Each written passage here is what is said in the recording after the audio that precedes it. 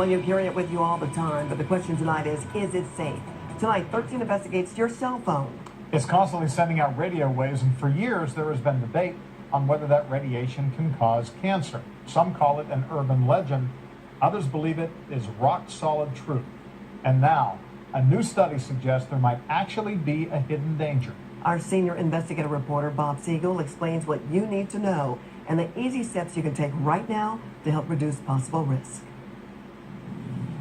You get that phone call in the middle of the night, and it's just a call that no parent ever wants to get. Craig and Virginia Farver say their son Richard was perfectly healthy one moment, and the next, There's the tumor, he was fighting for his life. Brain cancer is what he was diagnosed with. a glioblastoma. We said, well, what does that mean? And he said, it's the most aggressive brain cancer that there is. The tumor was removed, but Richard died 7 months later, just a week after his 29th birthday. It's horrible. We'll never be over it. No. It's a feeling Cristin Prischman can relate to. We found out on Easter that it was cancer. Her husband, Paul, was also diagnosed with glioblastoma. He never got to see his young daughters grow up. He didn't know my name.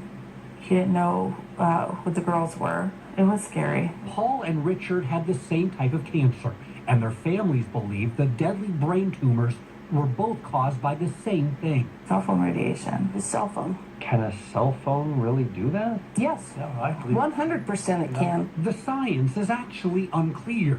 Today's smartphones have several antennas located inside. When you talk, text, or stream music or videos, your phone sends out non-ionizing radiation, similar to a low-powered microwave. Theoretically, that type of radiation does not cause cancer, and there are a bunch of cell phone studies that say just that. Which are all But funded by the industry. Other studies suggest there could be a connection between cell phones and cancer. All independent studies. One of the largest and most recent studies was just completed here at this research institute in Chicago. In your lab, you found cell phone radiation cause cancer. That's correct. That's not overstating things. No, that's correct. This was, I think, a surprising finding. Dr. David McCormick is director of the institute, where thousands of mice and rats were placed in these special chambers and then exposed to RF, or radio frequency radiation, for 2 years. What we found is that in rats, there was an increased incidence of premalignant and malignant brain lesions. Based on the animal studies, there is a possible risk. Cell phone RF is potentially carcinogenic in humans. But the cell phone industry is skeptical of the government's new $30 million study. It says if cell phones really do cause cancer, we'd likely be seeing a huge increase in brain cancer cases, something that really has not happened. All of this is swelling because of the tumor. Dr. Mahua Day is a brain surgeon at the IU Health Neuroscience Center. She has seen a small increase in brain cancer cases. But when it comes to cell phones, she's not yet ready to make a connection. There's definitely enough correlative studies out there to bring your suspicion up that there's maybe something going on, but there's no conclusive hard data one way or the other that it's completely safe or it's carcinogenic. But some scientists point out it could be years before we can even figure that out, because most people have only been using cell phones for 10, 15, maybe 20 years at the most. If there is a real hazard out there, but it could be another 15 years before we see it, think about the billions of people who are being exposed to cell phone RF on a regular basis. We can't undo that exposure. Your exposure is constantly fluctuating. 13 Investigates purchased an RF meter to measure the radiation we cannot see. In normal mode, my iPhone registered 286 millivolts per meter, a very low amount of electromagnetic energy. But watch what happens when I turn on the Bluetooth, Wi-Fi, and make a phone call. That's now considered the a RF simultaneous radiation jumps to a high reading of SAR nearly rating 6 by the volts industry. per meter. Compared to 286 millivolts, that's 20 times more radiation, simply by changing how I use my phone. And distance makes a big difference too. You might not realize it, but most cell phone manufacturers warn you not to hold your cell phone too close. Those warnings are in tiny print inside your owner's manual, or deep inside your phone in the legal section that you've probably never looked at. This cell phone manual advises carrying the phone at least 1 inch away from your body. To me, that is an admission that they know these things are dangerous. The Farvers say their son had no idea he might be at risk as he talked on his cell phone for 2 or 3 hours a day. Paul Prischman talked on his cell phone 3,000 to 4,000 minutes every month. 3,000 minutes a month, that's a lot. They want more awareness and more testing. In the meantime, Hello? Cristin keeps her cell phone at a distance, only talking on speakerphone. And Virginia, she doesn't use a cell phone at all. I just want to tell people you don't want to go through this. It's hard. What you don't see can't hurt you. But people don't think about it. And that's the scary part. They don't even think about it.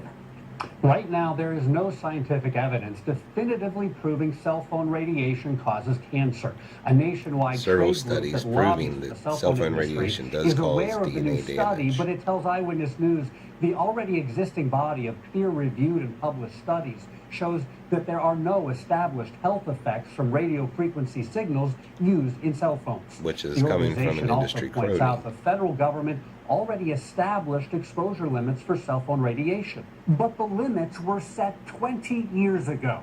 And take Completely a look at outdated. this video. It shows the testing models are based on the amount of acceptable radiation absorbed by a 200-pound man. Kids' bodies absorb RF radiation differently, prompting the American Academy of Pediatrics to call for stricter radiation guidelines for cell phones. If you want to reduce your exposure to this type of radiation, here's what you can do right now. Use the speakerphone function on your cell phone or use a headset. An instead air of holding tube the phone headset. right up to Wired your ear. headsets can Better actually yet, increase the text radiation into instead your of ear talking. canal. And keep your cell phone conversations as short as possible. Also, don't keep your cell phone in a pocket or let your kids sleep with their phone or iPad on their pillow. Even if you're not talking on your phone, it's still transmitting radiation if it's on and connected to a network.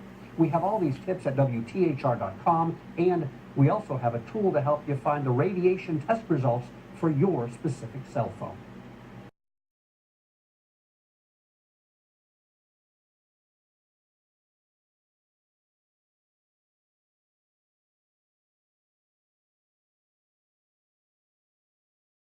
Thank you. Good evening, Mr. Mayor, Commissioners, City Attorney, City Manager, ladies and gentlemen. Cell phones cause cancer. That's what numerous doctors and scientists from all around the world have been warning us about for years. On May 31st, 2011, the International Agency for Research on Cancer, part of the World Health Organization, put out a report that says your chance of becoming a cancer victim doubles once you hit the 10-year mark of using cell phones for a minimum of 30 minutes per day. And yes, there are industry-funded studies that tell us not to worry about cell phones, or that it'll take another 20 or 30 years of research before we know whether cell phones cause cancer. In essence, they're telling us to treat cell phones like cigarettes 30 years ago.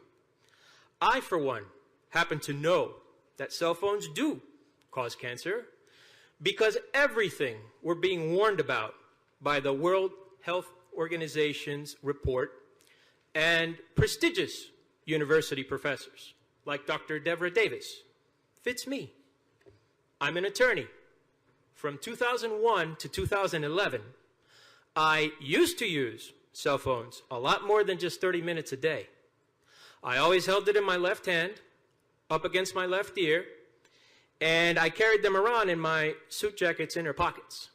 Lo and behold, if you were standing close to me, you'd see that there's a scar on my left hand, the result of nerve tumor removal surgery. If you can see the scar on the left side of my head, that's the result of brain cancer surgery on August 23rd, 2011. That's glioblastoma multiforme level 4. On top of that, I have an MRI that shows a tumor at my aortic bifurcation, right where my cell phone sat in my suit jackets. So that's 1, 2, 3 results of having a cell phone against my body. If you don't agree, just read through the booklet that was in the box when you bought your cell phone. If you have the time to dig through those 200 or 300 pages, somewhere in there you'll see that your cell phone emits a type of non-ionized radiation into your body. Radiation that they prefer to talk about as radio frequency and specific absorption rate. Somewhere near the term SAR, you'll see them asking you to always keep your cell phone away from your body because of the radiation. And by body, they mean your entire body. So if you're one of the people we saw on the news standing in line to get your hands on an iPhone 5, please be advised that somewhere in that manual, they're telling you to always keep it at least 10 millimeters away from your body. That's about an inch. Did you know that you're supposed to keep that thing an inch away from your body? Do your children know that? I'm pretty sure that's not what they see on TV or anything that we see in cell phone commercials.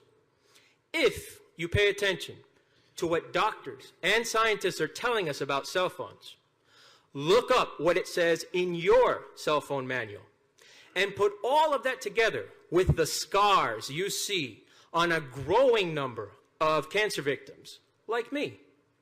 It should become crystal clear that cell phones do cause cancer and that the American people are not being properly warned about cell phones. Now, ever since my surgery, I've been doing all that I can to help spread the word about cell phone-induced cancer. If you spend time on Facebook, just look up Pembroke Pines, Jimmy Gonzalez. Go through an album that I've titled Jimmy versus Cell Phone-Induced Cancer, and you'll see what I'm talking about. I'm here today because I believe my city commission can do something to warn adults and their children about keeping cell phones away from their bodies. I think Pembroke Pines should follow the examples set forth by San Francisco and several city commissions in California, Connecticut, Hawaii, Maine, New York, not to mention the nations of India, Canada, France, Russia, etc. on this issue. I respectfully ask that you read through San Francisco's Right to Know Ordinance, and I brought a copy, the information posters that they came up with, and show your voters that you too are willing to do whatever it takes to warn everybody about keeping cell phones away from their bodies. Thank you. Thank you. Thank you very much, Mr. Gonzalez. You'll get that to us. Okay, City Clerk. Commissioner Schwartz. Yes, Jimmy, thank you for having the courage to come forward to share your story. Commissioner Castillo, Jimmy lives in your district. I met Jimmy and his family a few years ago, and several months back I learned about the infliction and the struggles he was going through. What he didn't tell you is the man should not be standing here today based on the type of cancer he had. A life expectancy of 9 to 12 months, and you're in month 13 or 14, correct, Jimmy? Yes. And you got some really good news from the doctors recently, correct? Correct. I'm doing well as compared to many other patients who unfortunately continue to put cell phones against their heads. Yeah, and again, I want to thank you for bringing the awareness not only to this community, but your continuous effort of ensuring that cell phone use and reading the manual is most important. Thank you, Commissioner. Commissioner Castillo. Jimmy, I'd like for you and I to get together and talk. I'd like for you and I to get together and to talk a little bit more about this. And if you will leave your name, your address, and your phone number with the clerk, I want us to get together. I want to learn more about this.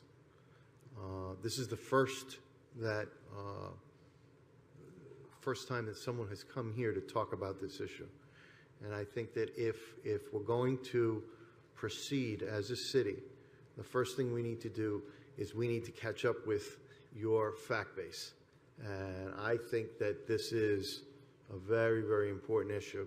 And I want to tell you, when I devote myself to something, it's 100%. So if you will leave your name, your address, and your phone number with the clerk, you will get a call from me next week so that we can get together and we can start talking about this.